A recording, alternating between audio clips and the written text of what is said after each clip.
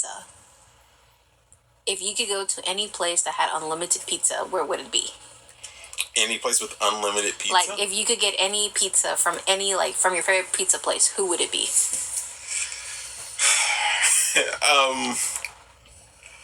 When I was a kid, the answer would be Pizza Hut. Ooh. Hey, during when I was a kid, Pizza Hut used to be the best pizza place. Because Domino's had those dumb commercials saying, get the doors Domino's, but Domino's pizza was trash. So, I don't know many mom and pop pizza shops like I used to when I was a younger man. A pizza place I want a lot. Probably either Pizza Perfect or the place we tried yesterday, Yogi's Pizzeria. But that's only, that might be recency bias in my brain, but both of those pizzas are quite good to me. I feel like for me it would probably be Pizza Perfect or no, that's it. Probably Pizza Perfect. It would have been good with Slim and Husky's, but I feel like Slim and Husky's would be a pretty solid pizza. Yeah, but I feel like at least in our area, I feel like something they changed something. It doesn't taste as good as when it first opened. Yeah, they used to have the love of the game. Now the love is gone. Yeah, something happened there. So, but yeah, it would either be Pizza Perfect for me, and man. First of all, if that's all I ate, because it would be like unlimited and like they don't have to pay, I'd probably be very fat.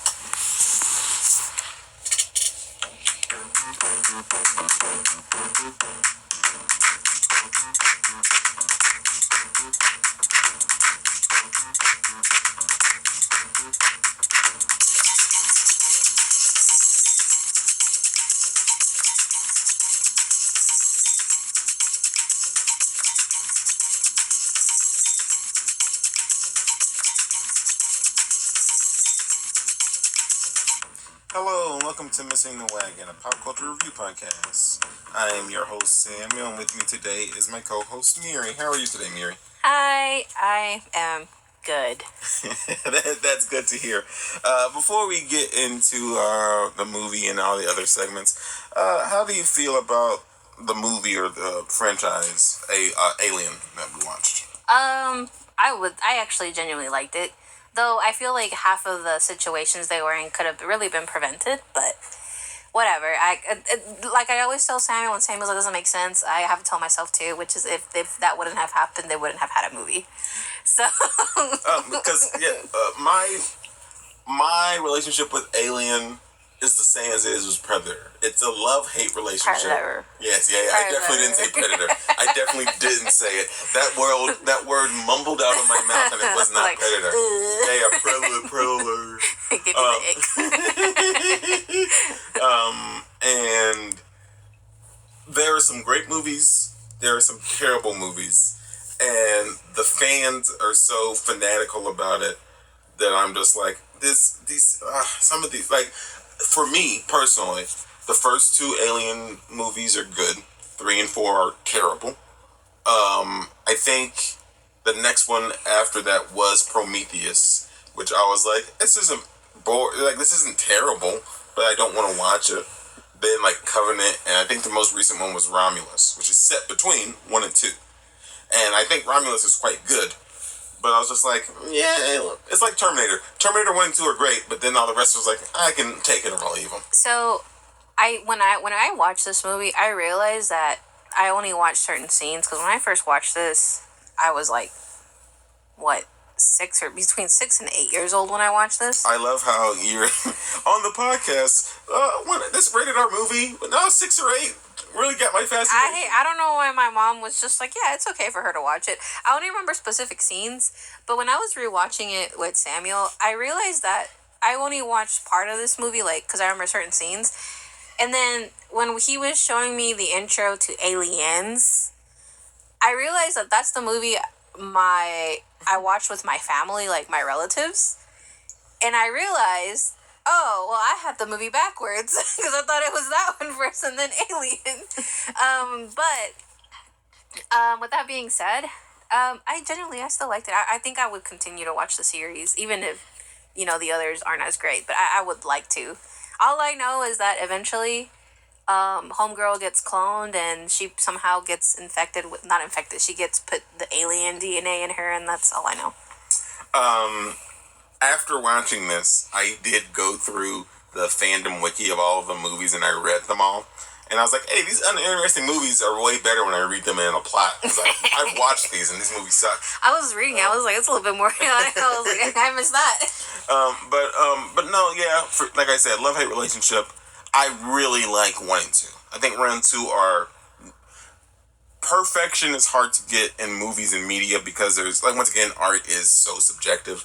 But I think, like, 1 and 2 are, like, great, perfect stories where it's, like, Soul Survivor. And then the second one, if we ever watch it, the second one, she has to go back through to no choice of her own. But before we get into our movie, let's talk about some of the goings-on at the time of the movie. Thank you to onthisday.com for the headlines. On January 1979... on the first of the year, it is declared International Year of the Child by UNESCO. And I was like, that's just fun to be like, hey kids, this year is for you. One thing for sure, when I was looking that up, I was just, like every other business and organization, this UNESCO started off in a clinic with 2 rooms, and now it became national, so good for them. Yeah, Very man. good. They literally started out small, very small. Yeah, man, from humble beginnings. And then on the 6th of this year, the Village People's YMCA becomes their only UK #1 hit single, and at its peak, it sells over 150,000 copies per day. So on this one, okay, so I just want to let everybody know, these are things I'm getting from Google, so I know Google can't be accurate like 100% of the time, but these are just things that I found interesting that I found on there. So, I found out today that the YMCA actually stands for something. I thought it was just, obviously it standed for something, I just didn't know what.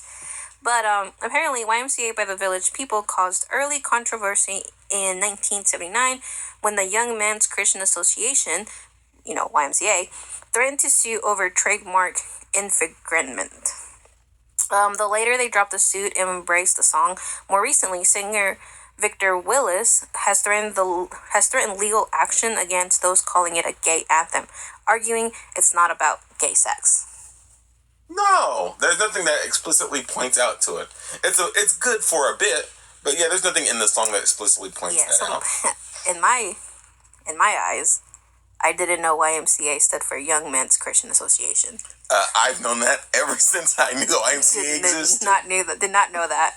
I figured when I was young, I was like, it stands for something, but I never really looked into it. But the fact that at first they were just like, no, and then all of a sudden they're like, yeah, we can take it, yeah. Just the wishy-washy of humans. Oh yeah. Also, you didn't bring this up, but YMCA sued the Village People because no, it says they tried to sue them, but then they dropped it. No, YMCA sued them, and they settled out of court because the YMCA is like, hey, you guys are your most popular song has to do with our name. Yeah. And once again, no court could be like, that's not. It's inherently true. Like, you guys didn't ask for permission from YMCA, none of that, but you used their name. So they settled out of court because, once again, even the record label was like, yeah, they did use you guys' name, and you guys have, because people, the argument was only, we're not talking about the YMCA negatively, we're not saying anything bad. Literally, if you look at it, the song YMCA swelled the numbers of people joining the YMCA. And I'm like, you shouldn't need any of the Village People's money. It helped you get more people to come to the YMCA. But yeah, they actually sued them, but they dropped it because they settled out of court. Wow. Yeah. On January 9th, Kmart pulls Steve Martin's Let's Get Small for being in bad taste. I did not know. I found this out today before we started recording that he started off as a comedian. I did not know that. When I knew him, he was an actor, and that's how I knew him. No, this once again, this is inside baseball because this is stuff for podcasts, whatever. The reason I started this podcast is because so many of these people that you see and know and you talk to me about, one, you don't know their names. That's with every author. I mean, every author. Well, yeah, authors included. But every famous person, I know a character they played in a movie. The only people that, I guess in this place, the only person who I know's face and is in a lot of movies is Johnny Depp. Mm-hmm. That's it.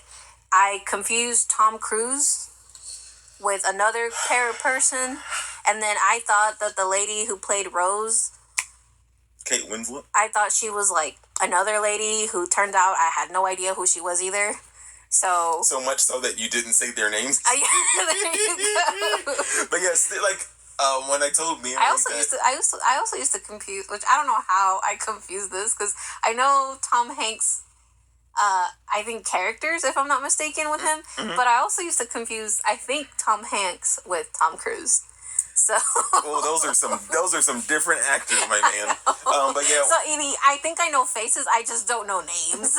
But when I told Miri about Steve Martin being a stand-up comedian and working on SNL, she was like, "Oh, he's a comedian." I'm like, "My man, you told me how you watched him do Cheaper by the Dozen." So That's what I met him as an actor. Which is at the tail end of his career. But the other part is, you met him as a comedic actor, and you're like, he did stand-up comedy? I didn't. Okay, so in my defense, when people do comedy movies, I don't assume they're comedians. I just assume they're, like, starting in a role. Because eventually they play in serious movies. Well, yeah, because there is this... And if you... Don't ask me names, because I don't know any names, but I know. I've seen some. But I was going to say, there's this weird phenomena that happens in Hollywood a lot, to where... lots of serious actors try to do comedy because they think they have the range and they are terrible at them. But whenever you put a comedian in a serious dramatic role, they knock it out of the park. And it's such a weird thing because everyone's surprised by it. Trauma. Yeah, genuinely. Like, that comedian chose their job in life to bring smile and laughter. And then people are like, "Can you be serious and sad?" And they're like, "Oh, yeah, I got jokes on you." I'm always serious and sad. It's like in movies or actors who like play really the biggest, meanest villains. Mm-hmm. In real life, they're like, "Oh my gosh, I'm so sorry that I hurt you." Oh, it's like before I go to the next date, it's like how I am a big fan of June Diane Raphael, but if you look at her on like things like I think she was on Parks and Rec. You look at her on things like Abbott. If you look at June's character, most of the time she plays the rudest person in the room. But if you like listen to her on podcasts or other, June sounds like the nicest, most affable woman. Like, genuinely. I'm just like, man, like, and for me, my initial thought is whenever I see a super nice person, because I don't know June, but whenever I see a super nice person and I see them play bad people, my first thought is, did someone do this to you, or did you watch someone do this? Because either way, sounds pretty sad. But as you said, comedian trauma. On January 14th, U.S. President Jimmy Carter proposes Martin Luther King Jr.'s birthday be a federal holiday. On that one thing I did, I guess the little interesting fact, just what I found, let's just put it at that. It says, on January 14, 1979, President Jimmy Carter strongly endorsed legislation to make Dr. Martin Luther King Jr. birthday a federal holiday, providing crucial momentum to a bill that had languished since 1968. Although the bill failed by 5 votes, and the House shortly after his push, Carter's support was seen as a major turning point, paving the way for President Ronald Reagan to sign it into law in 1983, which I think that's a good thing that he did compared to other things I've heard about him. But yeah. And on January 25th of this year, we had the first documented case of a robot killing a human in the U.S. Just a real sci-fi death happened. So, like I said this before we started recording too, it makes me sad that tragic events have to happen in order for safety precautions have to be applied. On this one, so this is the aftermath and like the legal action. After the accident, it was ruled as a wrongful death. Apparently, the victim's name was is Robert Williams. Isaac Asimov. And it turns out that during the accident, it was ruled as a wrongful death. Apparently, he was trying to retrieve parts from the robot because the robot was apparently working too slowly. Unfortunately, when he was up there, the robot didn't detect his presence and it struck him. Now, according to this, the robot was pretty huge. And, like, it killed him instantaneously. So, like, I get, apparently, like, family, sued and, it was done as a wrongful death. In 1983, his family was awarded with $10 million, which was then... In 1983? 1983. Ooh. $10 million, which was later adjusted, doesn't say how much, and settled after determining that the robot didn't have any proper safety measurements or warnings or measures regarding this incident. Well, and then because of that, that's when they started putting all these like hard stops and like all these things into play. Which again, unfortunate series have to happen in order for things to become safe. Well, this is going to be wild. One, the first law of robotics is robots can't kill humans, so that's wild that they didn't have that installed in there. I mean, the robot didn't do it on purpose. Well, if a human did it's still pretty bad. That's true, but okay, yeah, I see. Two, why is my man trying to pull a John Henry and be like, this robot's going too slow? Once again, that's why he passed away. So it didn't say what the robot's... I mean, at least from the small amount that I read, it didn't specify what the robot's job was. All I understood was that the robot was big. He basically had to, like, I don't know, like, strap on and go up on it. Mm-hmm. Oh, yeah. So it was a pretty big robot that KO'd him. Because I'm picturing, the arms in a car manufacturer?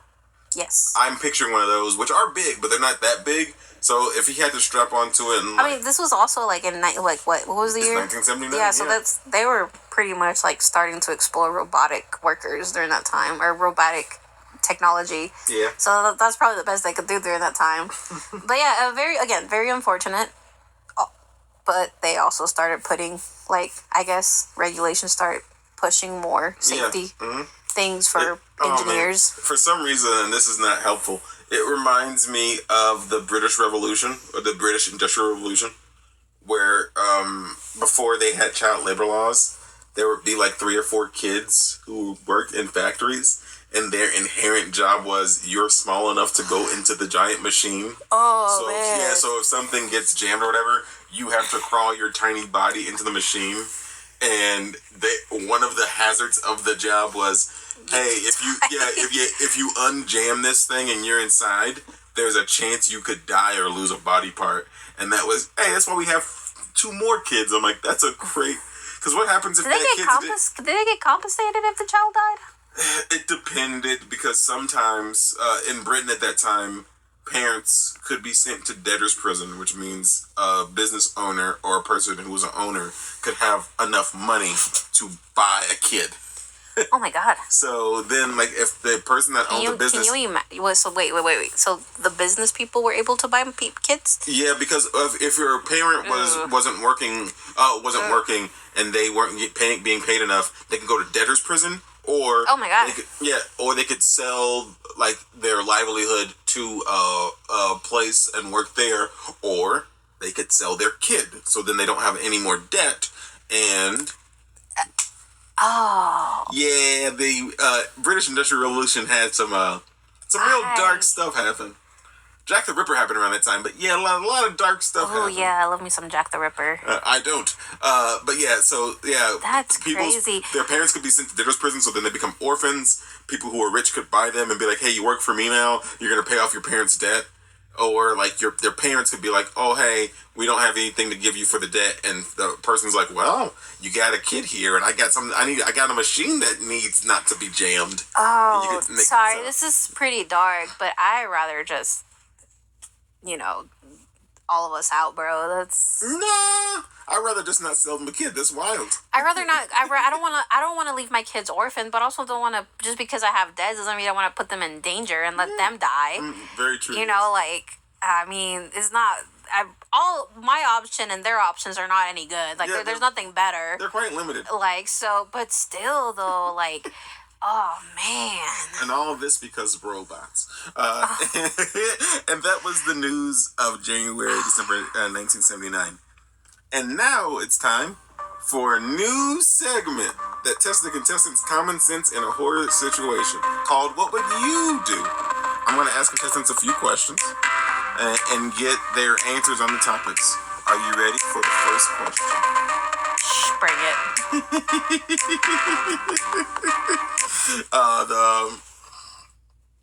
I can't lie.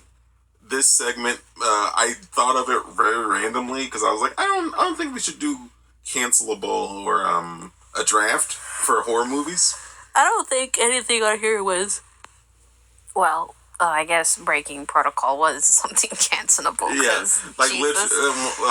That irritates my soul. Well, we're gonna talk about that when we talk about the synopsis of this movie. So, are you ready? Still like the movie. Just, yes. Bring it. Okay. If ship AI woke you up early to check on a beacon on a derelict, desolate moon by your corporate bosses, would you A, get mad that people want to get paid more money for extra work, B, volunteer yourself to go explore on a potentially hyper-hostile environment, C, pretend that a corporation doesn't treat humans like replaceable tools, so why care about their secondary objective, or D, send the android so no human is in very clear danger? Yeah, I'd just send the android.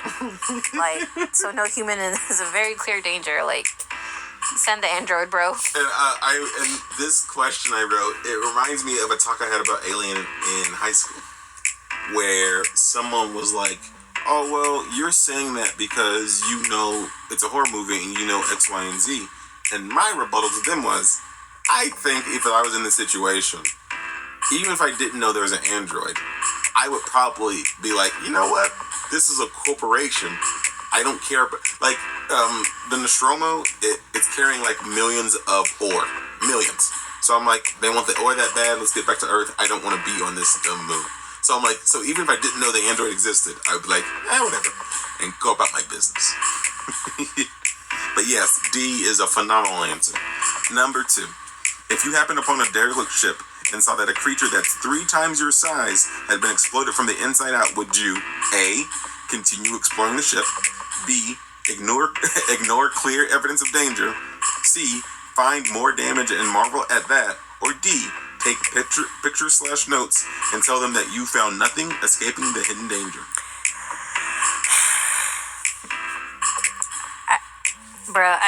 D? Take pictures, notes, and tell them you found nothing.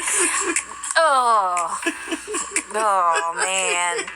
Because once again, clearly, I wouldn't go down in a tunnel and down a hole and investigate. No. You gotta. This corporation told us that we gotta, so we gotta now. I need them to pay for my funeral. Right? Paying my family for my funeral. They're willing to do that, especially if we get what we want. Oh no! You went down a hole that was burrowed through a ship, and you see no tools capable of making the hole. You walk around the cavern you are in and see flesh eggs littering the floor. Would you A, touch the flesh egg, poking at it with your hand, B, marvel at all the eggs, even though you've seen nothing that could have laid them, and the only thing you've seen so far is a dead giant, C, watch as an organism you don't know anything about starts to writhe in the egg and put your face over it, or D, tell your partners to pull you up from the cavern, tell them what you saw, and if they want a sample, call the android to get it. Call the android to get it, bro. You mean you don't want to put your face over this mysterious egg for no reason? Hey, there's a weird film in it. My amazement in this is that somebody really thought, man, I should check this out and just be like, everything will be fine. Like, no sense of danger until danger is there. Once again, it's nonsensical to me because, like the question stated, hey, there's all these eggs and you've seen 0 organisms on this moon, and your brain's like, hey, eggs have to come from a thing. They have to. And the only thing I've seen that's another organism is a dead giant. You know, these are people who probably studied to go onto this thing, on this quest, and man, they were not using their degree if they did have one. Like, they just weren't. Like, the degree wasn't degreeing. So, I don't know, man. Double oh no's. A human in your party has an alien organism attached to their face. The rest of the exploration party brings them back to the ship, requesting to be let back in, even though it could put everyone in danger. Would you A. let them in to study the organism, B. argue with each other, wasting everyone's time, C. try to break into the ship, because who cares about others' safety, or D. follow quarantine protocol and let the party be mad outside for the next 24 hours? 24 hours, bro. Like this, like I said, this movie, a lot of things could have been prevented if they just, did what they had to do. But again, as I tell myself and Samuel, there wouldn't be a movie if they did those things. Untrue inherently. Tell that to the directors, bro. Sorry, the writers. This is what I mean. For anyone who has seen an alien movie, aliens love hiding in like landing gear and the stuff and all the ship stuff that no one looks at. So if they quarantined outside of the ship, and then Dallas and Lambert saw Kane get explodey chest, the alien would do its weird, terrible Muppet run away, and it would probably run and hide into the ship's landing gear because it's landed, and then and we still have the same problem, but Dallas and Lambert would be like, oh, there's a problem. It was like, that's all that would happen. But they didn't. There's when that scene comes up, this is the only thing that popped in my head as soon as I saw it, man. Oh. So, last and final question for what would you do? The crewmate that had an alien organism with a tube down their throat has woken up. The mysterious creature has attached itself from the person's face and died. The crewmate says they're fine, so let's eat and head back to Earth. Would you A. listen to the formerly sick person and go get food? B. not do any medical exams and take their word for it that they are fine? C. have no questions except for the sick person's last recollections before they were face hugged? Or D. quarantine the sick person after a full medical exam from reflexes to x-rays to blood work? I have something to say about that, but I guess I'll say it when we're reading the synopsis. Yeah. I would quarantine them outside the ship. I don't need a medical exam. They need to not be here. But again, I think what I have to say is more to the synopsis. But yeah, because for me, if this was a teacher doing a test, I made all the answers D inherently. But it's just like, yeah, because like we could still have like Aliens, one of the movies where if everyone did the right thing, you could still have it. Because like if people went and explored like their bosses told them to. Some dummy still fell. Like, because instead of, like, saying choosing the own hole, let's say they were looking around, oh, what happened? And someone slips and falls into a hole. That's an accident. No, they didn't choose to go in the hole. Oh, I fell in the hole. Oh, I bumped an egg. Oh, the egg attacked me. Like, that's different. Because if that's the case, I would feel bad. But I don't feel bad because they chose all the wrong answers. If they fell into the wrong answers, I think I only feel bad for Ripley. And I feel bad for the cat, Jones. By the way, homeboy over there, too, like, oh, man, I have a lot of things to say about the cat. Not bad things, just feel bad for the poor thing. Ooh, now that was our segment, What Would You Do? And now we can head to the synopsis of the movie. For everyone watching along, we watched Alien 1979 on YouTube. And YouTube only has the director's cut, which I don't think it's much, unlike most director's cuts I watch, it's not much longer. What does that mean? Like added scenes or something? Or it depends on the... Just more raw footage? It depends on the movie. Most director's cuts do have more scenes. Like, if you look at Batman v Superman Dawn of Justice, the director's cut is about 15 to 20 minutes longer, and it has more, like, investigative journalism from Clark, so see, like, to learn about stuff. Yeah, but most apparently everything except a time frame. But everything about director's cut usually is there's a cut of the movie that the studio wants, that they think is the most profitable, that will get most people in seats, and the director's like, well, this is the story I'm trying to tell. So like the reason I shot these scenes is X, Y, and Z. So they have their own cut, and if a movie's successful enough, they release both cuts. So there's a theatrical cut, a director's cut. And then lots of fans typically like director's cut because director's cut is more cohesive inherently. So I wouldn't know the difference between those movies, so I apologize. Oh, for Alien, the director's cut adds, I think, maybe 2 or 3 minutes. That's about it. I think Alien is about 152, and director's cut is 155. So about to say. While returning to Earth, the commercial star freighter USCSS Nostromo, towing a refinery platform filled with 20 million tons of mineral ore, detects a mysterious transmission from a nearby moon. Now, in my brain, when I first read this, I was like, oh, I thought it was just some goofy derelict planet. But okay, it's a moon. That's why atmosphere and... Because, like, not many things thrive on any moons. So I'm like, oh, okay, gotcha. That's why. That's what. Yeah, gravity that's what 8. Right? We can walk on it. Yeah. Oh. Oh man. In response, the ship's AI awakens the 7-man crew from stasis. Required by standing orders from their corporate employers to investigate the signal, the crew detached Nostromo from its cargo and set down on the moon. Captain Dallas, Executive Officer Kane, and Navigator Lambert set out on foot to investigate the signal source, while Warrant Officer Ripley, Science Officer Ash, and Engineers Brett and Parker stay behind to monitor their progress and repair damage caused during the unscheduled landing. Now, for me personally, everyone was upset at Parker for asking about, hey, are we going to get more money? And this is just me being honest. Why? I don't understand why most of this crew is so frustrated with a man being like, so we had one job. Whoever did it. Yeah, that job is done and secure. Now we're being stopped to do a second job. Will we get money for doing this second job? And everyone's like, oh, it's all about money with you. I'm like, I am working. I am on the clock. And to be fair, at this point, I don't blame him, because all the crap that happens, yeah. But also, excuse me. Also, like, when they're like, I think they were eating too, right? Like they were eating. They woke up and they started eating. In the scene, was it Brett and Parker who were doing the fist bump, like looked like they were playing patty cakes with each other? The two engineers, yeah. Yeah. Very good duo, I think. Very like right. Very good, right. I was going somewhere with this, but that caught me. I lost my train of thought. Okay. That's the other thing. Ash was the one that I when I first heard the part, I thought Ash volunteered himself. Ash is the guy who, like, he's the science officer. Okay.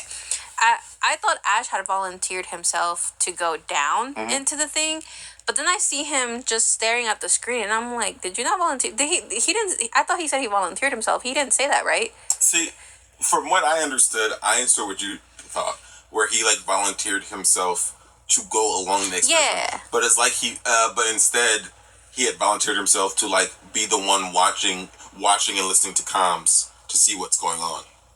So that's what he volunteered to do that. But also, I didn't say this in the beginning.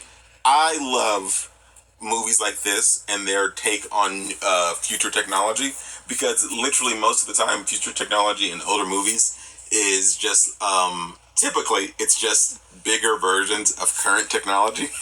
They're like, so I love the clickety clack keyboards. I love all the lights. I love the neo retro tech on the ship and the set of the interior, and I love the model of how the ships look. I think those all look phenomenal in this movie. By the way, Brett and Parker, I don't know if Parker wasn't, but was Brett the right guy, or was Parker the right guy? The right guy? Right. Brett was the right guy and Parker was the other. Yeah. Parker, though, I feel like the only person who really expressed that they didn't want to do this and was Parker. Not for a really good reason, but because, am I getting more moolah? Was Parker. Parker was the one that he was like, what are we doing? And Parker was, throughout the movie, Parker was the one asking the right questions. Besides everybody disagree, like, not listening, like the people who got them into the situation not listening to Ripley, but that's just my opinion. Yeah. But yeah, once again, that man has a right to be like, we're doing a second job. Is there more money? Then Ash is like, well, this is a part of your contract. There's a small clause in there that says that if anything comes up, we're supposed to do it, or else we can forfeit all money. Yeah. Money is called credits. I'm like, oh, we did it, guys. How could we figure out future money? Two, two. Well, they couldn't think of Bitcoin. Yeah, right. That'd be crazy if Bitcoin was named after an alien, like an alien throwaway currency. But then, too, the thing that always gets me about these movies, and it's always the same thing. They're like, oh, we got to go do this and that, and no one asked the question because it's gonna come up in the synopsis. But Ripley is like, oh, hey. It's not an SOS, it's this. And I'm like, so you're telling me, because once again, they're on the moon. So the signal, because Ash says it, he says it a lot. He's like, oh, the signal goes out like every blink, like at every interval.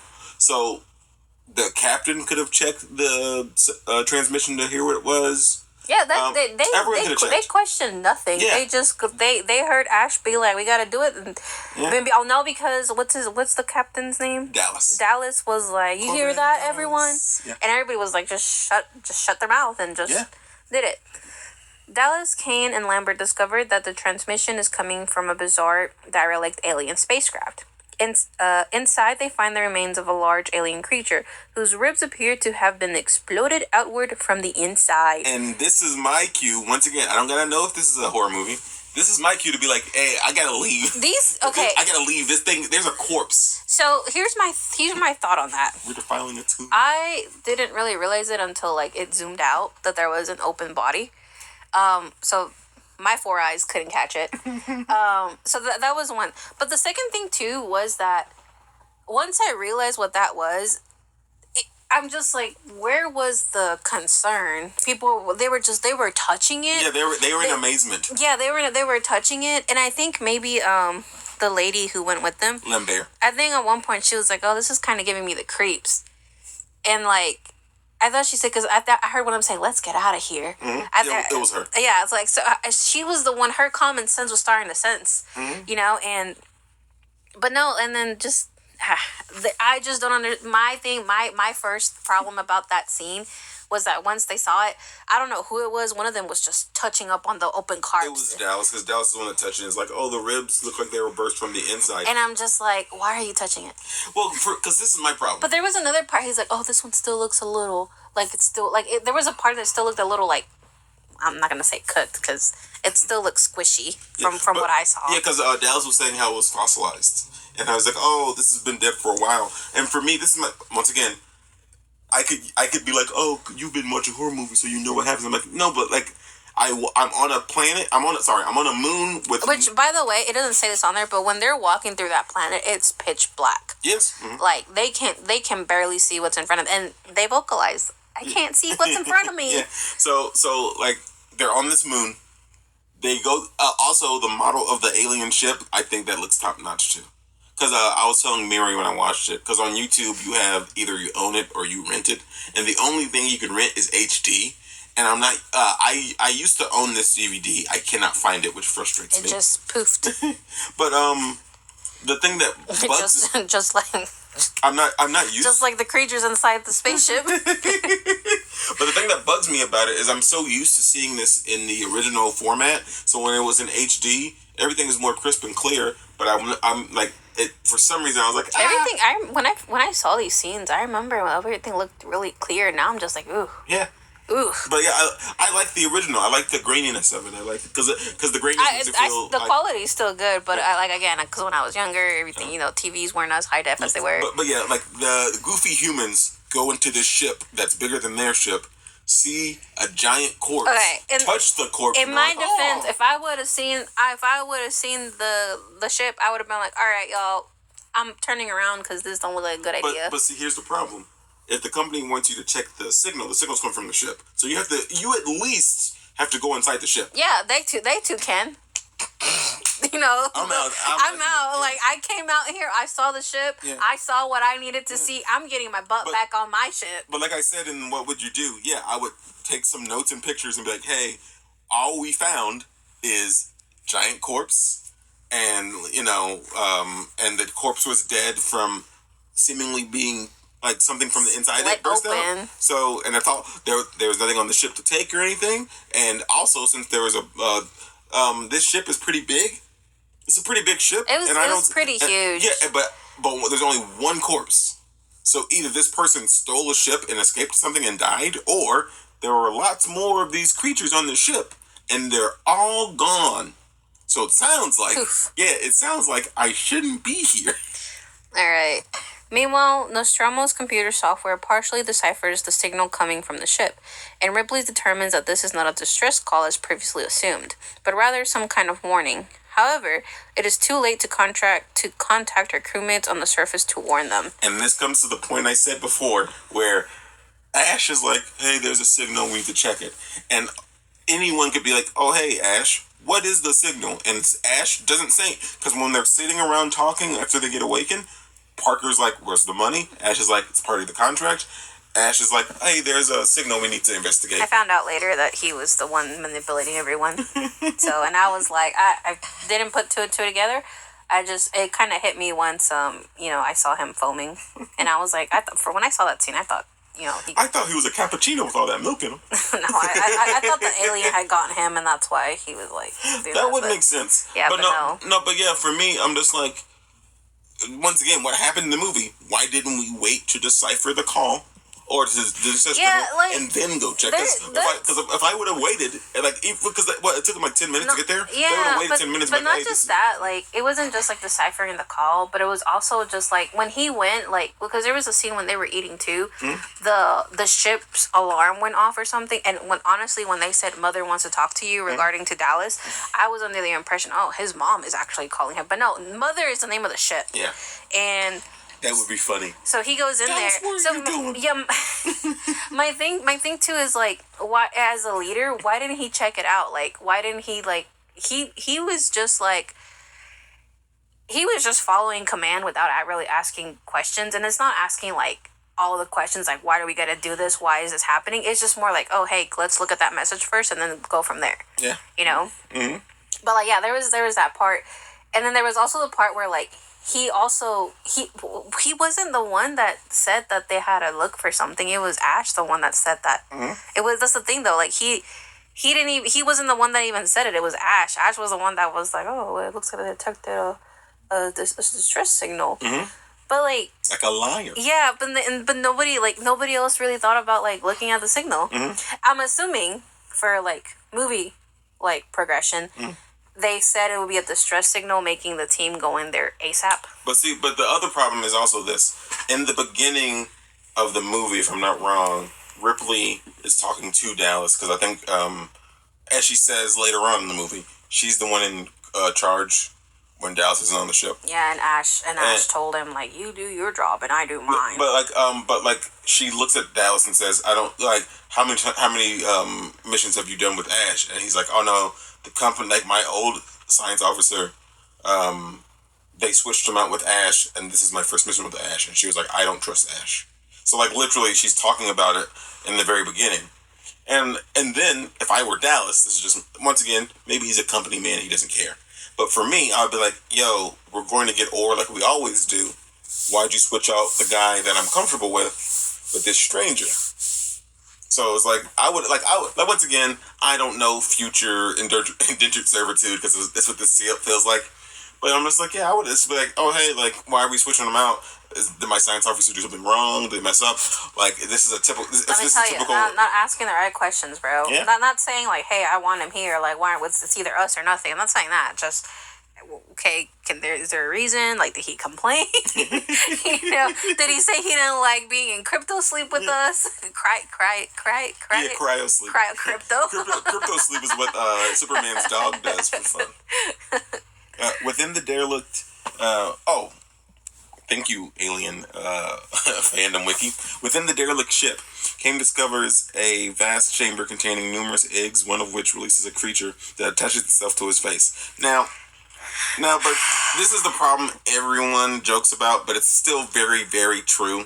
Kane, Lambert, and Dallas see a hole bore into the floor of the ship. Who was it? Kane decides to go down there? Yes, and here's the other problem, is what I said in the game. They don't see any visible tools that could bore this hole. They don't see any of them. So I'm just so I see a dead guy and this hole. maybe the thing that killed that guy made this hole. My thing though is that I wouldn't have gone down the hole.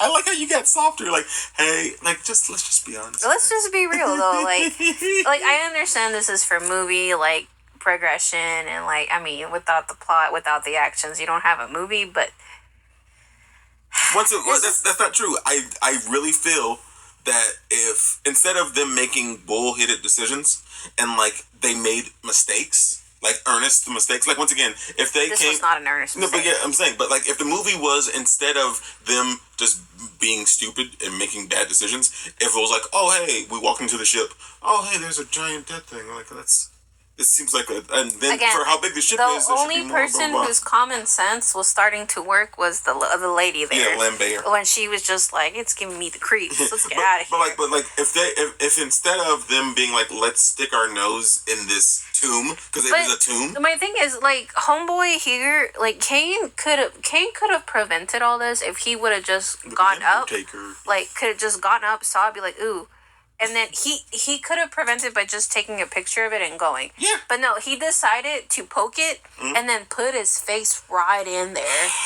Which was the reason why this happened, was because he thought, man, like, I don't know this foreign thing, but man, putting my face in front of it is a great idea to start a research. Yeah, but no, yeah, but because like, if instead of them choosing to lower one of them in there and do that, and like let's say they're looking around and they're like, and they are unnerved because they're on this strange moon, they don't know anything, it's pitch black. So then let's say they're looking at things and they're like, oh, this is happening and like this is damage. So then one of them like falls into the hole instead. So then they need to like get a rope and pulley to get them out. But like when they fall, like they hit the walkway and then they fall off the walkway into one of the eggs. So then, yeah. So but because he did slip, but like let's say like that happened where he fell through the hole. One, I wouldn't be like, hey, you dummy. I'd be like, oh yeah, that's an honest mistake. Like you see a bunch of corpses, you see alien technology, and you're looking around. The ship is a bit damaged, and you didn't notice, so you fell into the hole that you didn't see. Like, because if there's more than one hole, and some of them like look smaller, and then you fall into the one deep one, yeah. That's how that happens to him. But no, he willingly went in the hole. He willingly put a flashlight on the egg, and because my other part of this that makes me mad, not just him looking into the egg, is he sees a bunch of eggs. And then as he's talking, he's like, "Oh, there's moving in this one." But like they know how animals work. So we like as a human, I know mama bears are more violent. Because they're territorial, because they see anything as out of the ordinary coming to attack their children. So Goof Magoo fell off the walkway and saw eggs, and instead of being like, oh, there could be an animal that laid these eggs that's hiding in this giant ship that we just came inside of, I should probably skedaddle, because I'm looking around, there's hundreds of eggs around me. There is a chance that if there is some other animal around, it's going to definitely attack me. I'm in its clutch of eggs.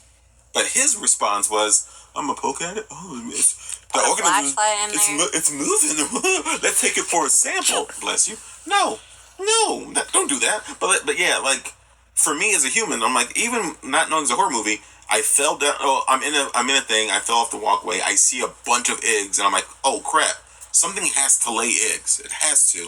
So something must be around that like I said, if these people had degrees, they were not using it. Like there was so much common sense that they just threw out the window. That was like, nah, we're good. Then when it attached to his face, because I always forget this when I watch the movie, and I don't know how I forget it. The face hugger smashes through a spacesuit helmet. And now, once again, they're not, like, super strong. I think if you bonk your head on something, it's going to break the glass helmet. But I always forget that face huggers are strong enough to just jam through a helmet and, like, get you. I'm like, man, is there, like, I don't know what you could put on your head to stop it, and you can still see from it. But I don't think there's anything strong enough to do that. Dallas and Lambert carry the unconscious Kane back to Nostromo, where Ash follows them inside, defying Ripley's orders to follow the ship's quarantine protocol. And this is the scene that frustrates me in the very beginning. Because I'm already frustrated that a man poked an egg and put his head over it like a cool guy. But then they get back to the door, and Dallas, the captain's like, I know the rules, but there's a man out here who has an alien organism on his face. Let's break the rules because I'm the captain. I'm like, cool, be the captain outside. Be the captain not on the ship. Then Lambert's all mad. I can't believe you. Why won't you let me inside? Because you idiots brought back a dude that's infected with some alien organism. That's why I won't let you inside. Why are we having an argument? Ooh. Go ahead. I have a lot to say after you finish reading. Ash allows them inside to find Ripley's orders to follow the ship's quarantine protocol. They unsuccessfully attempt to remove the creature from Kane's face, discovering that it has blood that is extremely corrosive molecular acid. Eventually, the creature detaches of its own accord and is found dead. With the ship repaired, the crew resume their trip back to Earth. Okay, so a few things on this. As I stated earlier before, one of them was Parker. Parker was the one who was very, regardless if it was a bad reason why he was being like, nah, I'm not going to do this. I think it's a pretty solid reason. Okay, well... Corporation's willing to kill him for money, so I think him trying to live for money is pretty solid. This is before we found out Corporation was like, hey, you're expandable. True. So, you're one of the... Sorry, I'm thinking of an action movie franchise called The Expandables. so do you know about that? No. There are DVD companies that make movie titles that are very, very close to popular movies, so they can trick people into renting them. Oh man. Yeah. That's bait. That's rage bait. Parker was the only one who really, like, again, questioned things like, hey, are we gonna get paid for this? Like, if we're not gonna get paid for it, I don't want to do it. Yep. Like, he was basically the only one who really vocalized he didn't want to do it. Not because he didn't want to, because like, hey, if I'm not getting paid for it, like, why am I gonna do it? Mm-hmm. Right? So again, as Kane is inside the, like, he's there, like, Dallas and Ash are in there, like, trying to figure out how to take off the face sucker off of him. Parker is with, what's the other right guy? I think it's Brett. Brett. He's with Brett. Brett's, like, looking at them, too, like, you know, what the heck is going on? And Parker is asking a very logical question. Yep. Why aren't they putting him in cryosleep? Because if he's frozen and there's something that's infected him, that thing should also be frozen. But once again, they never do that. Yeah, and he asked that multiple times. And like, he is fully ignored. He is fully ignored. And then, like, but it's true. Like, he asked a very valid reason. Minus, you know, to be fair, he wasn't the one that broke protocol with Ripley. But he was asking a very valid question. Like, why aren't they putting him in cryosleep? Like, why is he there? Like, why are they looking at him? So, that was one thing that I was just like, why aren't they putting them in cryosleep? Yeah. Once they cut, like, one of the legs off, or try to cut one of the legs off from the little face sucker, you know, as he said, like, some type of acid goes through. Mm-hmm. The fact that, like, this acid went through, like, was it 3 floors? Yeah. Like, 3 floors. And then for some reason, like, I don't know why it bothered me so much when they got to the bottom. The only one who had a proper thought in this conversation was Parker, where he's like, don't walk under it, because these people were clearly going to walk under it. Yep, they were. And he was the only one with the logical reasoning, don't walk under it. And then Dallas is going to get a pen, and then what was he going to... You clearly see it went through 3 different floors. Mm-hmm. And you're still going to grab a pen and be like, yep, that's acid. Well, and also, I understand that the Nostromo is there for the refined mineral they have to get it back to Earth. That's fine. You're telling me that a company that has refined ore doesn't have something that acid can't chew through? There's nothing that you guys have on board that could be like, hey, let's put this... Because, like, once again, they cut the acid and it shot out. But just turn Kane over and cut the thing off. Be done. It also said that when they try to, like, do stuff to the... It also implied... It got tighter, yeah. It got tighter, yeah. Which, to me, is crazy, though, because, well, I guess all it needed was just a warm body, because birth came out pretty quick. Yeah, so never mind. But the other part is, if they killed the hosts, they couldn't impregnate it. Because they don't impregnate dead bodies. It doesn't work. They need a living host. So even if it threatened to kill Kane, hey, kill Kane. Guess what happens? You don't have a chest burster, so whatever, man. Do it. Smart. But once again, we don't know that as the crew. It's just, oh, there's acid. I'm like, you don't have anything that can catch acid, my man. But two, just turn him over and cut it off, because then the acid will go down and it won't hit Ken's face, and we're done here. Also, but I also feel like when they cut off the tail, so it can't choke him. If you get the tail off first, you can't choke him. Yeah, but it's wrapped around him. Acid would still get on him. If you, as I said, turn him on his tummy, so you cut him, the acid goes down. But wouldn't it still get on his skin? Which was another thing I wanted to bring If acid goes down? Yeah, because that was another thing. They cut off part of, like... Oh, well, yeah, if the tail is against his neck and they cut it, yes, there will be a bit of acid against his throat, but he would be alive and maybe talk like this a little bit. But, you know. It went such a small amount, went through 3 floors. Yeah. I don't want to... you don't want to... I don't think. But the other thing, too, was that I also... I'm not sure if maybe I'm just judging this part too much, but when they cut part of, like, the little creature's leg, I'm surprised that acid didn't fall in his hair. Yeah. Because it dripped, like... very far. Yeah, I'm just like, dang. This guy, his demise was the birthing. Yeah. Also, the detaching scene of Alien makes me laugh so bad, because they come into the room. The room is dark for some reason because they didn't turn on light. I have no idea why they didn't turn on light. Yeah, like I'm like, as soon as they started looking while it was dark, and I'm just like, y'all are not gonna turn on the light. Like, they don't believe in lights right now. And this is just the truth, and it makes me feel so weird about it, because my brain's like, wait, how'd this happen? The face hugger, once again, is detached and dead, but like it got off of Kane's face, and somehow it got to the roof, because the person that finds it is is Ellen Ripley, and it falls down on her, and I'm like, wait a minute. So it got off his face, unwrapped its tail, and it used its 7 good legs to somehow connect, because like there's lots of sheer surfaces in there. There are like footholds or whatever, but I'm like, so this like maybe standing up straight, this foot tall thing got enough footholds to get to the roof and die? No, someone had to put it there. Which there are some facts about the movie where I'm like, I feel like that was definitely a bit done by the director or one of the like crew to be like, we're gonna look for it, and then like and not tell anybody, so we're gonna put it in the roof and it's gonna drop down, so they can be like shocked for real and have a real reaction. But I'm just like, wait a minute. So it left his face, because I think Kane was inside of like the little med bay thing, but the door was closed. He was still asleep, by the way, on the thing. But yeah, he was asleep, and like there's a little sliding door, and then like when he gets up, like he's sitting on the edge of the med bay. Yeah. But how would the face ever get to the roof? Let me read it, and then we'll continue on that.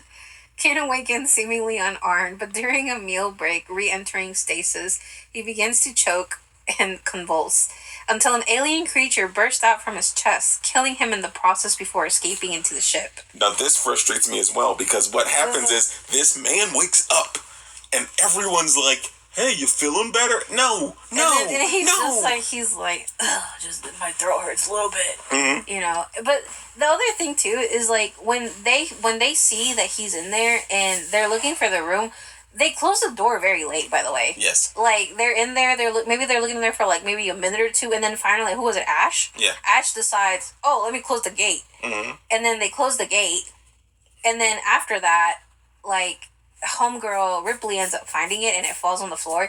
And this is the part that, like, I told Samuel that, like, Dallas protected her so poorly. Yes, he jumped real late. He jumped real late, and then pushed her against, like, the back of like the bed, where the bed was like coming out of, and he's just in front of her. Like, if that thing would have been still alive, it would have gotten Ripley. Yeah, definitely. But once again, I have no idea how this thing got out of a med bay that has a sliding door to then climb to the roof to then die peacefully, to then fall down. I'm like, no, it shouldn't be on the roof. But then, because like we've already read it, it's not spectacular when you read it, but like Kane wakes up. Kane is like, hey, I feel better. And everyone comes and crowds in the med bay. And they're all happy. They're all happy to see him. It makes me so upset. That's not true. Ripley looks up mad as ever. she has the straightest face, and she's like, "What do you recall?" And he's like, "Oh, I recall like passing out, blah blah blah, and now I'm really hungry." And my response is the same thing as, "What would you do? You are not leaving this med bay. My thing, and we are going to see what's inside of you because something has to be inside of you." There's a thing though, because when he had the thing latched on him, now that we know that Ash was a little butt boy, I'm pretty sure Ash knew what was going on. Definitely, because like all he said it was giving him nutrients and oxygen, but you clearly see on the scanners that something is going in him, like some type of like liquid is going in him. Like you could definitely tell, and if he's just like, "Oh, it looks like he's getting oxygen." I'm like, "Bro, that don't look like it." Yeah, no, it doesn't. Like, it was just crazy. You see like air sacs puff on its face to show his oxygen, but I'm just like, yeah, like because like once again, you have an X-ray machine, also, so all they have to do is just X-ray his torso, and they're like, "Hey, there's a thing in your torso, buddy." That's all they have to do. Fun fact: maybe your viewers, maybe your listeners know this, but during that scene, the director purposely didn't tell them that the little alien was going to come out of them. So those reactions when it actually popped out of him, that was genuine fear and scare, like surprise from the actors, because they didn't know that was going to happen. Yeah, the reason why Lambert, the lady who plays Lambert, screamed is because she didn't know. Yeah, she was genuinely like, ah. Yeah, man. Also, upon that scene, when the little alien comes out and just once again, it looks like a Muppet. It looks like a Muppet running across the screen, and I'm like, "What are you running on? I don't see your legs, Tadpole. What are you running on?" He slid like a snake. The thing that got me as soon as I saw that, because he like screeched, and it like like slid who knows where. And my thing was that there's this thing that I see, like, I start seeing trending on Instagram and TikTok with their, like, Festus Fudge boys, Festus Fudge. That, or I saw him, I pretend, like, it just looked like he got out, like, jumped out of the body, did a really good skateboard trip, and then just vroom. See, for me, whenever I see a Muppet like that, I think of Michigan J. Frog. He was the old mascot for WB. He was the frog that like he would sing, but not only when this one guy was looking at him. That guy, I picture that because he looks around and he just scurries away. I picture that, and I'm just like, but yeah, for me, my brain's just like, so we didn't quarantine you outside like we're supposed to, and now that he's didn't up, put him in cryo sleep either. Yes, exactly. And so when you wake up, we don't check you with an X-ray, and we don't quarantine you still. He's alive. That's all that mattered. This is a problem. He should have been quarantined or put to sleep. Lacking conventional weapons, the crew attempts to locate and capture the creature by fashioning motion detectors, electric prods, and nets. During the search, Brett follows the crew's cat, Jones, into a large storage room where he encounters the alien, which has now grown into a formidable being larger than the man. It swiftly mauls him and flees with his body into the ship's air shafts. And this part frustrates me only because, once again, this is a horror movie convention. But later on, well, also throughout the entirety of the franchise, aliens are called like the ultimate perfect killing machine. And my brain is, this is just going to be honest, the ultimate killing machine sucks at doing killings. No, it's great at killing. It's definitely not. The only reason it's good at killing is because Clown Shoes put his face over a flesh egg, and then instead of following protocol, they let him in. Man, it just takes one mistake. There's so many mistakes in this movie. Well, that was the initial mistake. Yes, that's true. Well, no, the initial mistake was that Dallas didn't try to decipher the signal. But once again, that was the root of evil. Yeah, man, it's all the mistakes. So the thing too also is like when they're doing these motion detectors, the reason why Brett follows Jones, the cat, into the storage room is because because another mistake. It's Ripley, Parker, and Brett. Yeah. Is it Brett? Yeah. Mm-hmm. Brett. They're right.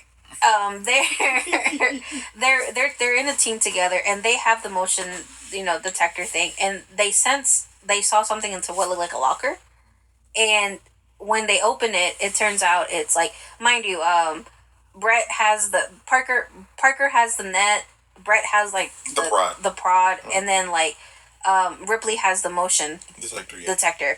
So when they open it, they grab the cat comes out.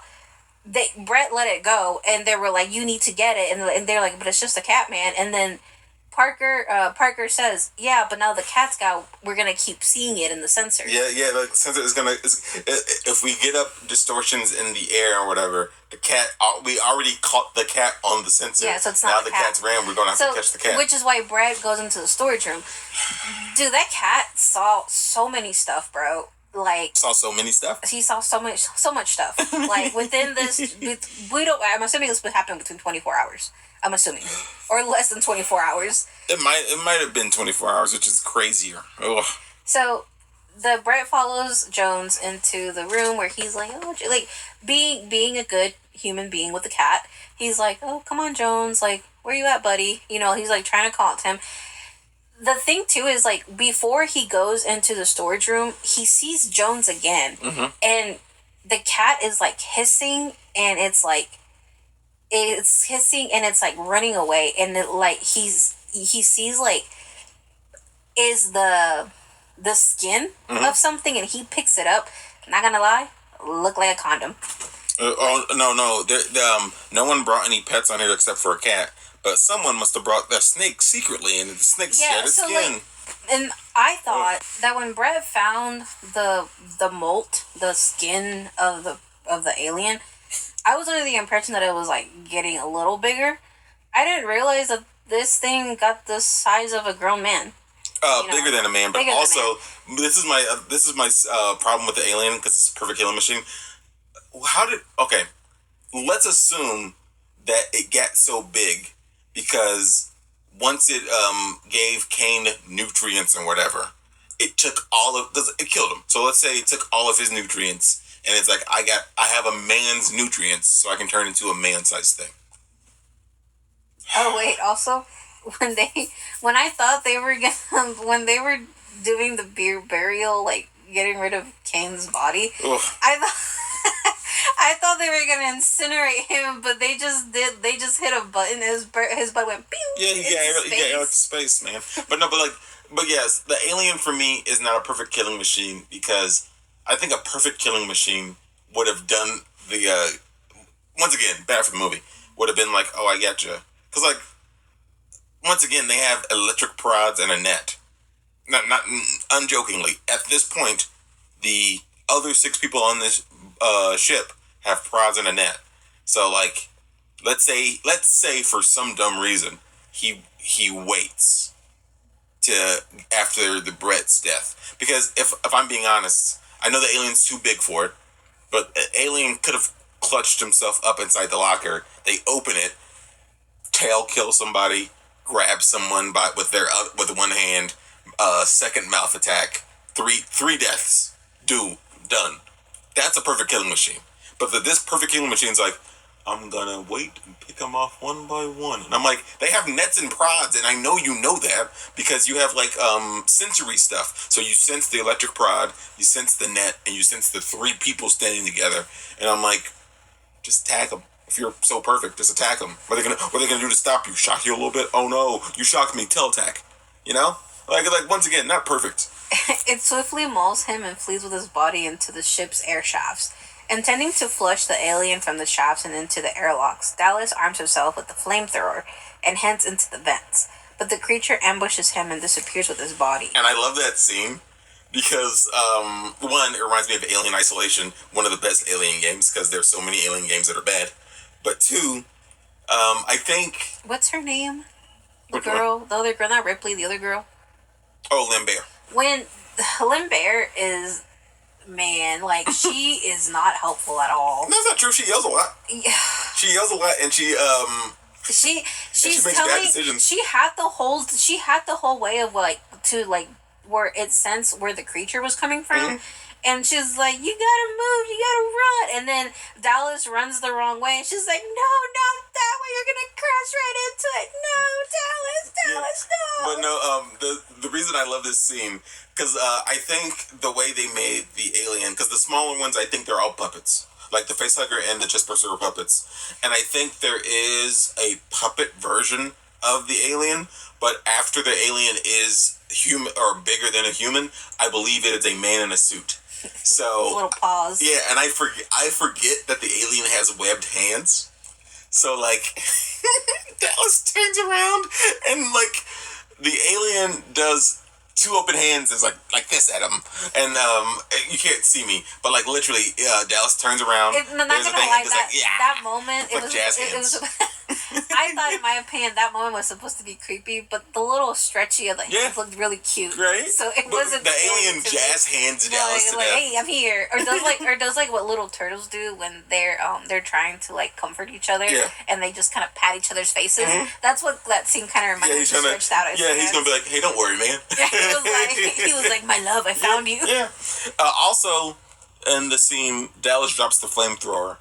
And they're like, oh, hey, we need more fuel. I'm like, not to be mean, Dallas barely used the flamethrower.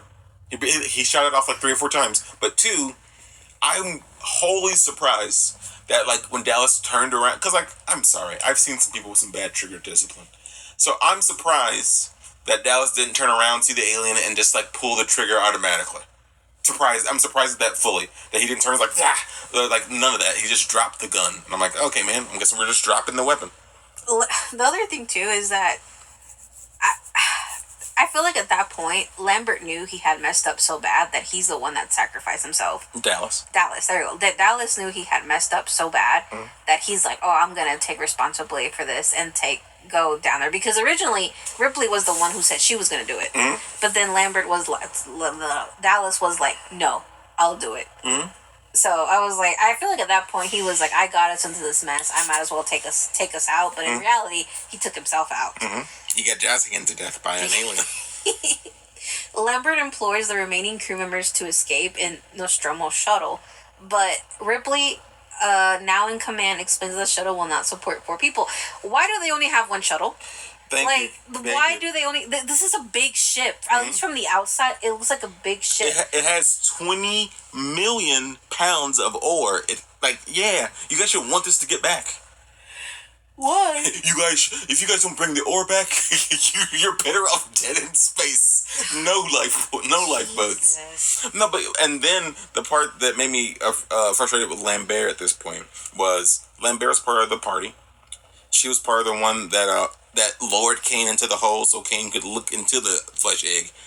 She was part of the party that got mad at Ripley for trying to follow protocol. She was like, they had like a little cat fight. Oh, no cat fight. Lambert slapped her and Ripley like grabbed her hands because Ripley's like, because one, Ripley looks stronger. That's not me being like, oh, she's survivor. But Ripley looks taller and stronger, and it's like, I feel like Ripley could run through this person. Yeah. Where Ripley's like, whatever, man. There's a man that's nearly dead inside our ship. Shout out to Parker. He's the one that was like, hey.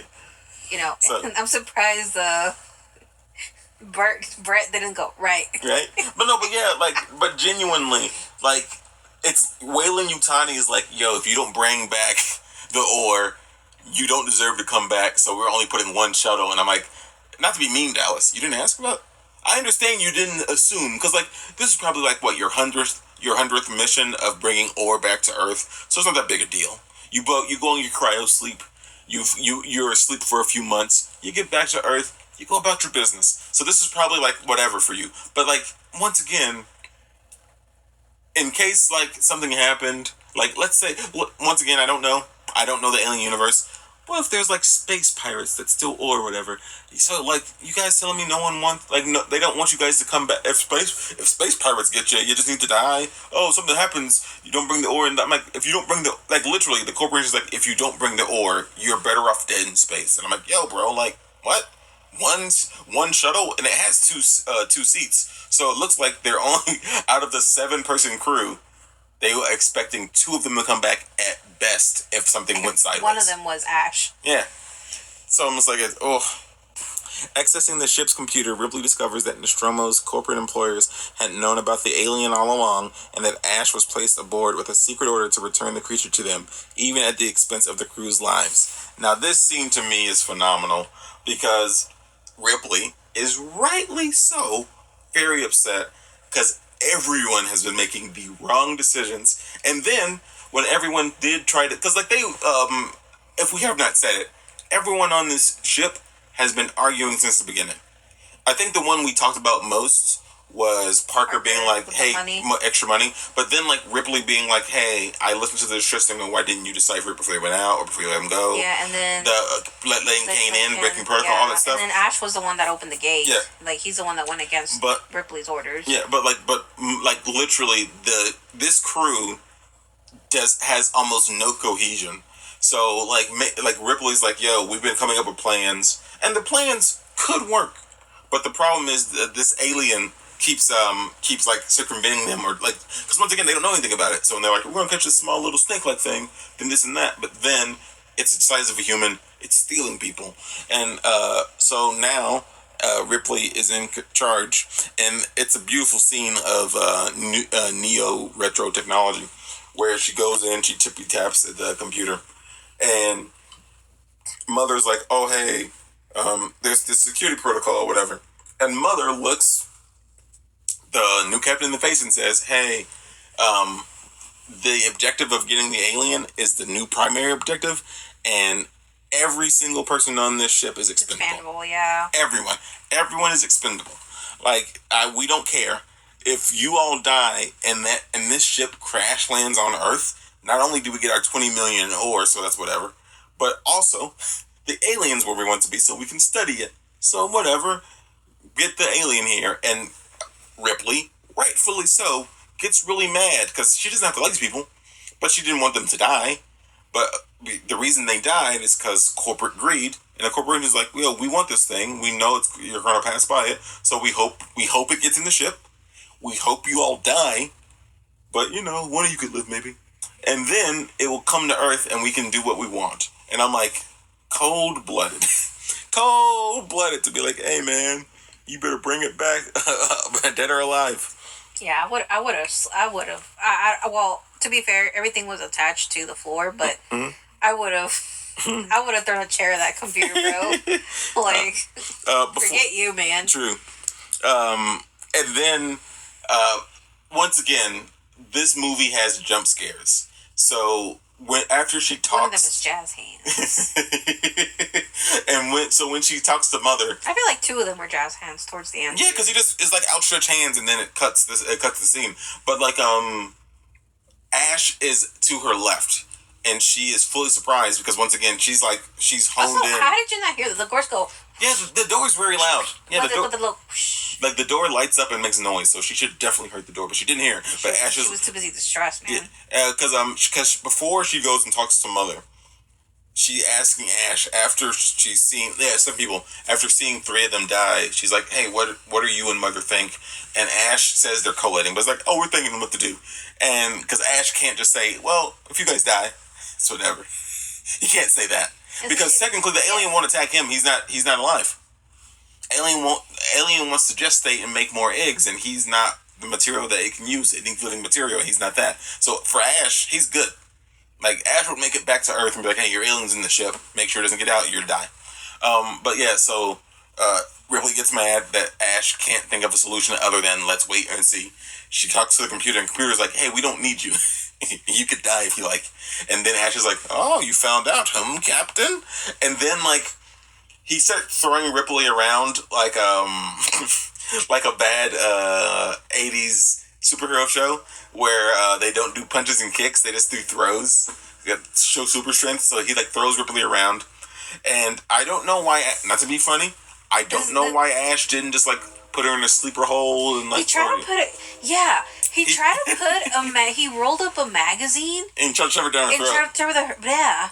And I'm like, not to be funny. That to I'm me made no sense. Because once again, he could have put her in a sleeper hold. He could have broke her neck. No, but he could have. He's a robot, and it proves how strong he is because when Parker and Lambert come in, they can't stop him. They can't stop him, but he manages to like grab his like left bicep and like hurt him and bring him down. Yeah. So like this Ash could have clearly just strangled Ripley or like just and called it a day, but instead he was like, I'm gonna roll up this magazine and stick it down her throat.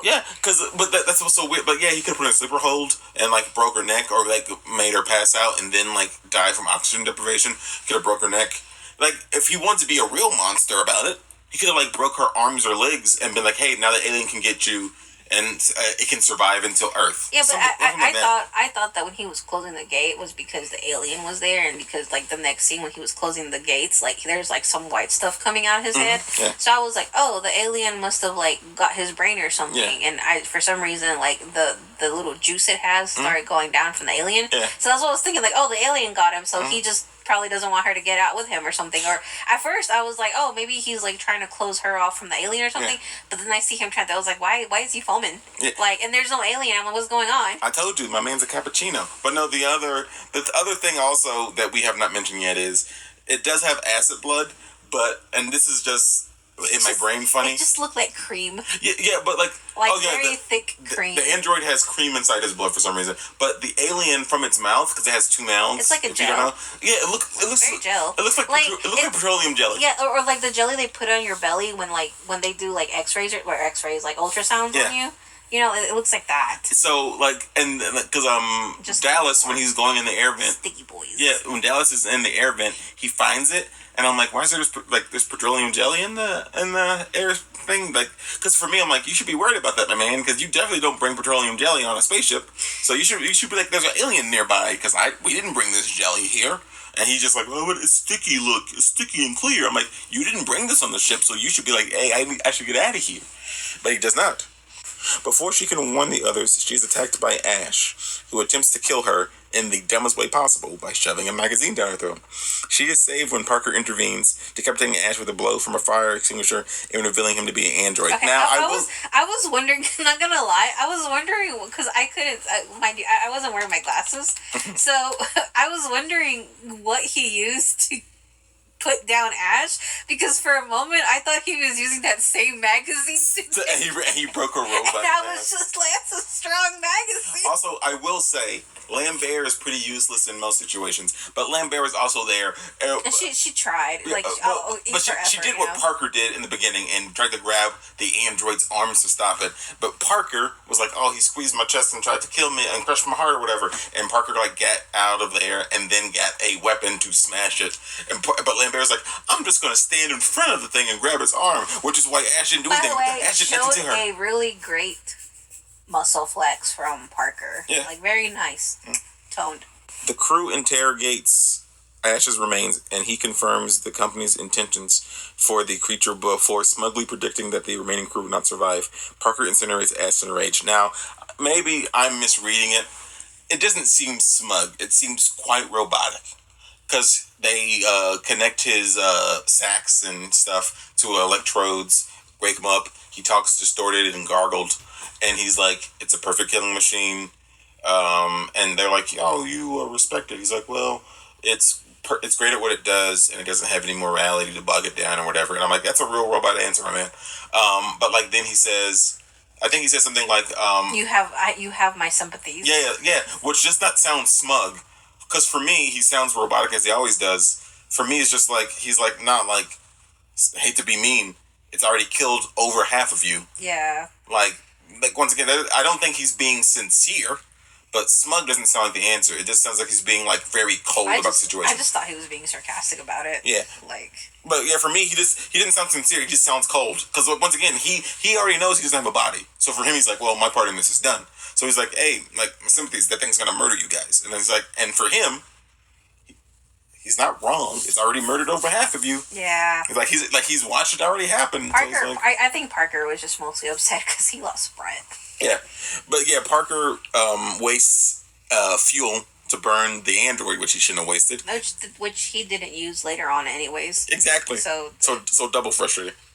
Devastated by the revelations, the survivors plan to arm Nostromo's self-destruct system and take their chances in the shuttle. But Parker and Lambert are killed by the alien when gathering necessary supplies. Yeah, in the most because they're throwing stuff around real loud, and there's an alien. No, it wasn't Parker. It was Lambert. Yeah, because she makes lots of bad. I'd be calling her Lambert. I know. Her name is Sherbert. No, but Sherbert. Yeah, it's Lambert. But like Lambert is out here dropping empty canisters everywhere or whatever, and I'm like, a ball of anxiety. Like, she is so scared, so panicked. She is desperate. And then at the end, like I feel like no. I feel like Parker's death was in vain. No, no. Also, it's her fault because this is all that happens. The alien because every other time the alien attacks the perfect killing machine, it's all fast and quick and nonsensical. But for some reason, when it sees Lambert, it walks to Lambert real slow. Like, I know for Dallas it was real fast. I can sense fear. Right? You're not gonna go anywhere. Yeah, I know Dallas. But the other thing too is something I realized as well was that the alien, for some reason, I thought when it ate or when it like killed them, I was like, are you genuinely eating them? Or you're just killing them, right? It's just killing it, right? I believe so. Because, like, it says it feeds. I'm like, feeds on what? Like, because all these bodies, you're just killing them, bro. Because we don't... And the only thing you see later on is, like, he just has two using them as nutrients. No, he's... because the alien queens are introduced in the next movie. But technically, this movie, he's turning them into the material needed to make eggs. Because there is no queen about, this alien is like, I have to reproduce and make more aliens, so I need to make eggs. So they're turning Brett and Dallas that we see later on into the material to make the eggs. My thing though too is that I really feel like Parker should have just let Lambert be, man. No, see, here's my problem. Like Parker did try to be like a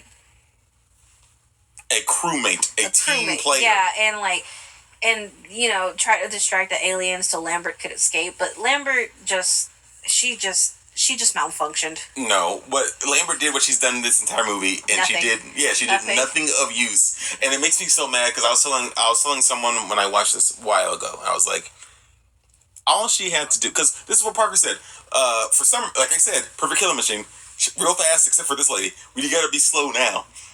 And she wasn't running anywhere, so that's why. Oh, so the alien stalks her and like comes towards her, and she is frozen in place.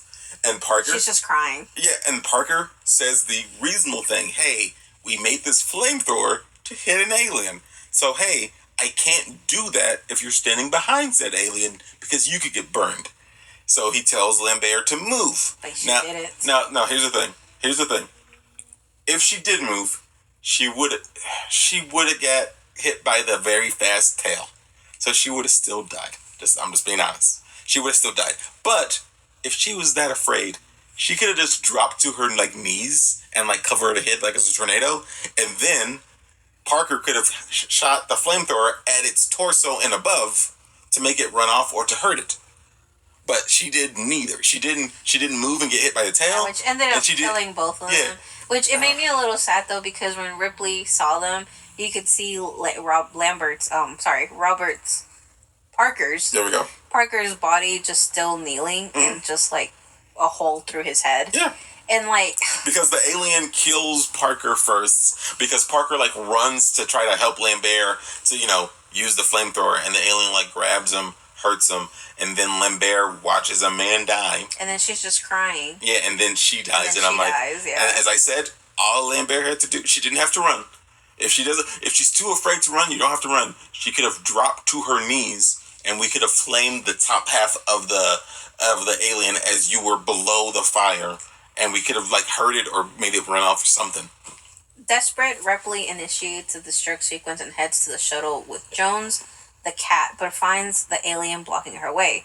Cut off from the escape, she attempts to abort the self-destruct, but misses the deadline. With no alternative, she makes for the shuttle once more. She finds the alien is gone and narrowly escapes in the shuttle as Nostromo explodes. Hold on, let me say something. The cat, Jones. Mr. Jones and me. Bless the cat. It skipped the part when Lambert and Parker were looking for supplies. Mm-hmm. She was looking, I guess, for the self-destruct thing to like start it off. Mm-hmm. And so she found the cat. Mm-hmm. And I'm glad she got the cat. Yeah, she put it in the crate. Ellen Ripley read the screenwriter's guide, and you gotta save the cat, man. she grabbed the cat. She walks off for a bit. I guess she was gonna go do something. She comes back for the cat. She's going back to like the shuttle to meet up with Parker and Lambert. And she sees the dead bodies. Mm-hmm. So she leaves the cat there. And then she goes back up trying to like deactivate the self-destruct thing. Just to come back, grabs the cat. the alien is there. She panics, leaves Jones there, and Jones, you can see the alien. I swear, the alien must have had some PTSD because, and remember, in the beginning, you hear the cat hissing and crying, like hissing and like thing, and it's running away because I think maybe the cat must have scratched it or something because then like you hear the alien running away, and I'm assuming this was before it got big. Yeah. So the camera is towards Jones, and the cat's doing that thing where its ears are flat and it's just looking up, and then you don't even see a tail. You literally see the alien just kick. Yeah, just kicks the cat. So Jones, my boy over here, he got shaken. No, I'm sorry. He got hunted, which survived. He got shaken. He was hiding everywhere. He got shaken when he got kicked, and then when Ripley went back to grab him, she was running. Man, I swear, I'm surprised Jones didn't have any type of coma or like any like. Well, she was bashing it against the wall pretty consistently. Yeah, so and then finally when she got in the ship, she didn't just put him down; she kicked him in there too. This cat had a story to tell. Yeah, and the thing that got me, once again. I like how the technology looks from this time, but like she got there, she activated self-destruct, she went back. I think she had some time, but she ran out of time, and then she got mad at Mother because what I believe is that because Mother knew of the second objective, because Ash was once again Ash and her were connected, so Ash if she could see through Ash's eyes, she knows the alien's on board. So how I read that scene is Ripley. It wasn't that Ripley was too late by a second or so. It's that if Ripley would have tried to deactivate the self-destruct, because the company cares more about the alien's life than the survivors' lives, I think that the ship would have whatever. The alien's on there, and you guys are destroying the entire ship. We don't want any of it. So it's like even if she would have come back sooner, I feel like the ship would be like, "Oh, you want to self-destruct? Cool, self-destruct. Nothing. We get nothing. Nothing." And you well, let's finish this, and then I'll give my 2 cents on something. As she prepares to enter stasis, Ripley discovers the alien has in fact stowed away aboard the shuttle with her. She puts on a pressure suit and opens the exterior hatch, trying to blow the alien out of the resultant explosion decompression, but it grips onto the doorway. Ripley shoots it with a grappling gun, and the impact propels the creature out. In the process, the gun is ripped from her hands and catches on the closing door, tethering the wounded alien to the shuttle. It attempts to crawl back inside through one of the engines, at which point Ripley activates them and incinerates it, blasting the creature into space. With the alien destroyed, Ripley broadcasts a distress call before putting herself and Jones into stasis for the return journey to Earth. Now, I didn't say this before. She put Jones into her stasis first, by the way. Yeah, well, the cat, like I said, the cat can't be like, "Hey, I got you, Ripley." Psh. But the credits, the opening and ending credits, I love how space looks. I love the ship models. For the director's cut, it's very slow in the beginning because it's like you're getting your bearings in the ship and getting to know the people. The ending, I found. You can definitely tell the alien was a man in the suit at that point. Yeah. Because you just see him, like, it kind of reminded me, like, of T-posing. Yeah. Because he's just, like... But, yeah, when I first saw it, I thought it was phenomenal. And I think it's phenomenal now. When the alien is, like, crouched in the ship, like, in the bow... Not in the bows, but in, like, the machinery of the ship in front of one of the keyboards. And... its black head looks like one of the tubes or whatever that goes on the ship. And Ripley notices it and it's like, "Oh, the alien's here." But I'm like, if you didn't know how... Because, like, we haven't seen the inside of the shuttle much. We've seen the front 2 chairs and the keyboards in the front, but we haven't seen the back because she's towards the back where the cryosleep things are. And she's about to put herself and Jones into the cryosleep. So she sees it and she, like, calmly backs away. She, like, sprays some chemical on it. Because, like, she slowly puts on the suit. She sprays chemical on it for it to come out. She did that very graciously. Yeah. Like, hey, man, once again, unlike everyone else in your crew, you had a plan, you went through with it, and you did it well. She was breathing hard, but, like, she did it. And then, I like, listen, all I gotta say is this girl got she got guts. Yeah, because she turned herself around, and I thought when she did that, I thought it was just the ship turning her around. No, she turned herself around so the alien could Yeah, because once again, the perfect killing machine can get tricked by a person doing this. Because that's all she did. She also, people that are listening, because you can't see me, all she did, she sprayed it with chemical bath on the or the chemical. I'm guessing on the life shuttle. You don't have soap and water, so they use chemical to clean the ship. To me, the crazy part was that, my dude, you're gonna tell me that you killed 4 other people and then now you're done? 6. Oh, sorry, 6 people. Yeah. And then you're just gonna come into my escape shuttle and just want to sleep? Yeah, man, sleeping time. What? Once again, it's been about a day. It's been a long day's work.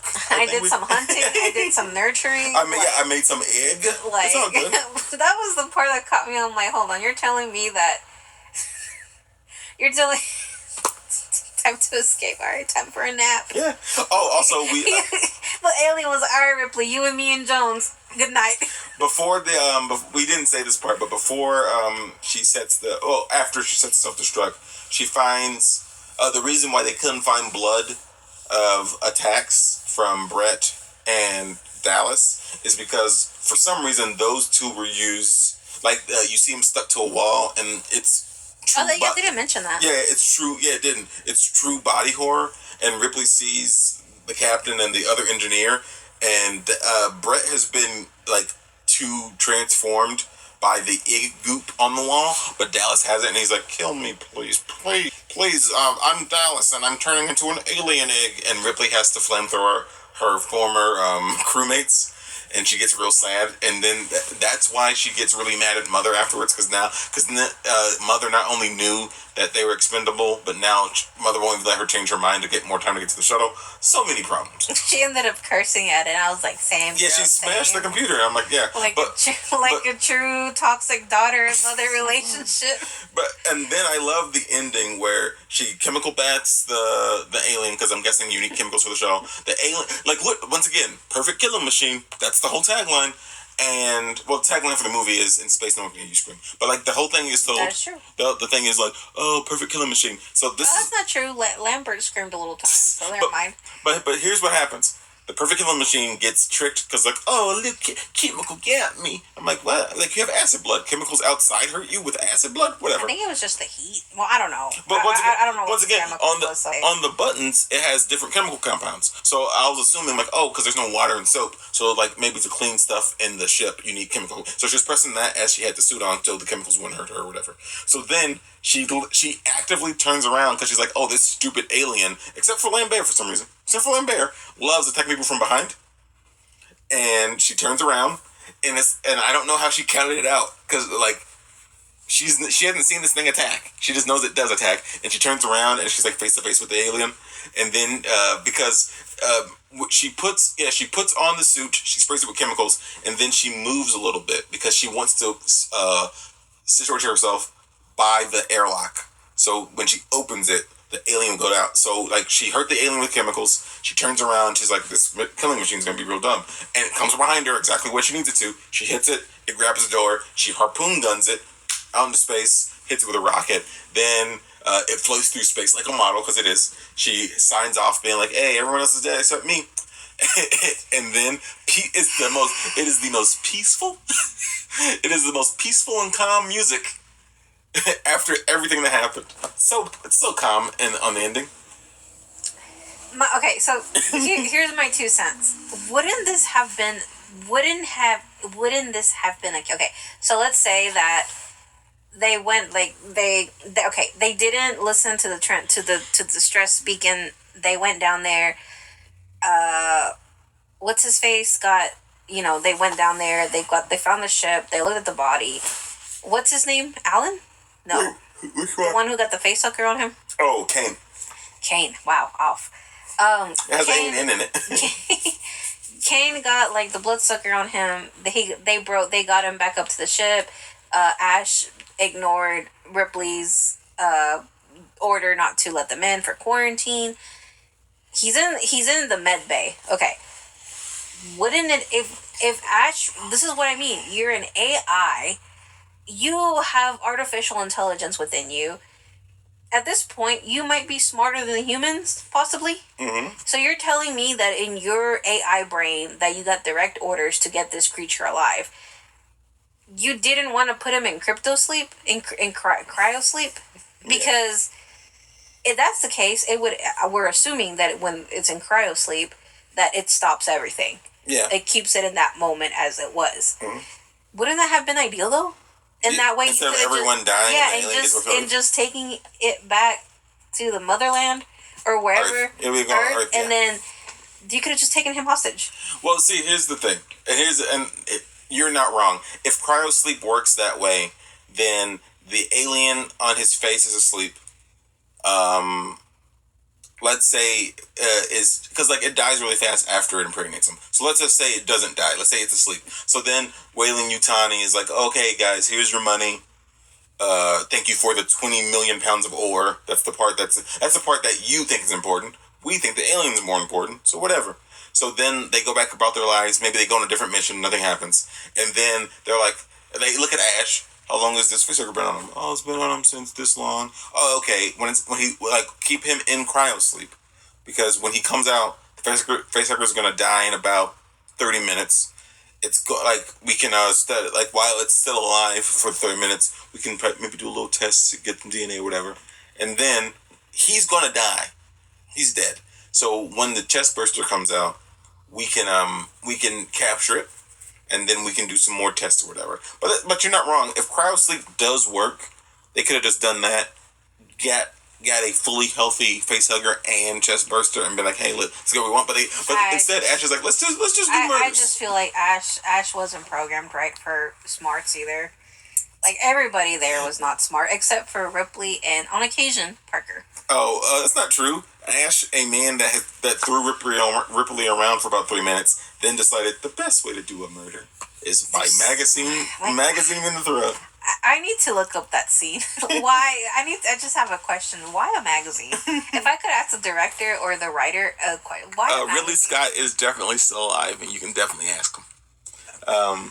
Now, the budget for this movie... Dear alien creator, why the magazine? What are you trying to say? Dear Mr. Scott, I think that's not a good thing. No, I'm just curious. You did what you did. It was a great hit, but why a magazine? Like...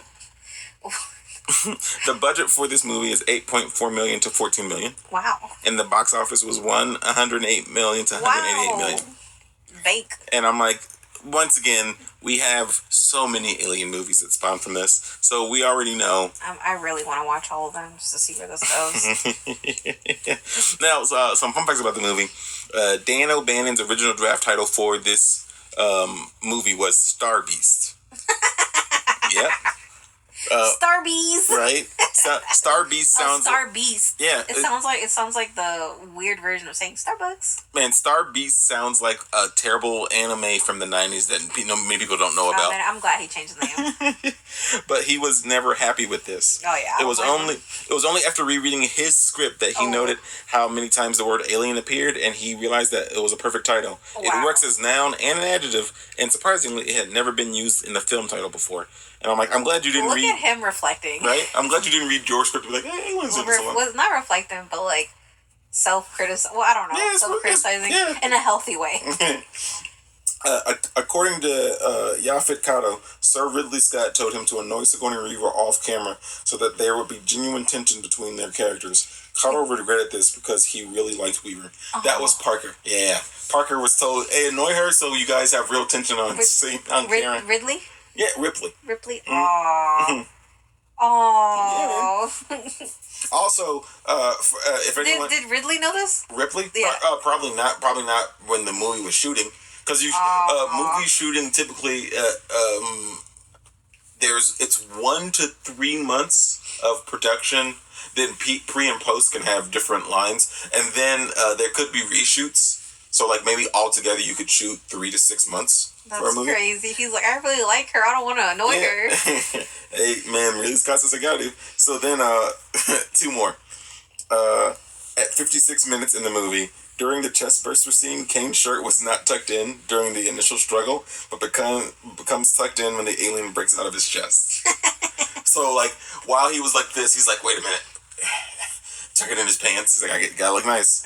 At another 6 minutes, during the chestburster scene, Parker is holding Kane's arm when he is convulsing. However, after the alien arrives and Parker has clearly backed away with arms in the air, you can see Parker still holding Kane's arm down. Oh. so they just reused the shot. And they're like, whatever, we got it. Just use it again. Go back to it. So now we ask, would you recommend this movie? I would. Which is probably the first movie I say proudly I would recommend this. I think you said you would recommend, if I'm going by it, I think you said you would recommend The Innocent. Innocent and Superman, I believe. I don't remember Grease, Monty Python, and Jaws off the top of my head, but I think you said you recommend Superman and The Innocent. Because I feel I recommend most movies, just like for the experience of it. Because for me, I like most of the movies we've watched. Even though, as I think I said on an episode, or maybe to someone else personally, I think when I talk about movies, I talk about the things that irritate me. So it sounds like I'm just irritated by other movies. But I'm like, I genuinely enjoy most of the movies we're watching. I can't wait until we get into a few more that I know less about, because watching, once again, seeing some new stuff, things that I missed, would be really cool. Ooh, now that's the end of our show this week. Next week we'll be doing a James Bond film, Moonraker. I'm not the biggest fan of James Bond. I think he is a terrible spy, just like how this alien's a terrible murder machine. But, it got its job done. Are you a fan of any of the James Bond films? Have you seen any of them? No. I don't think so. And I think I just know very little of them, if I'm being honest. Yeah. No, but once again, there are about 20 or 30 James Bond films, so you not knowing much. Yeah, it's a thing. So thank you all for listening. Please follow us on YouTube, Spotify, and Apple Podcasts. Give us a 5-star review, if you would, and subscribe. Thank you for listening, and you all have a good day. Bye, everyone.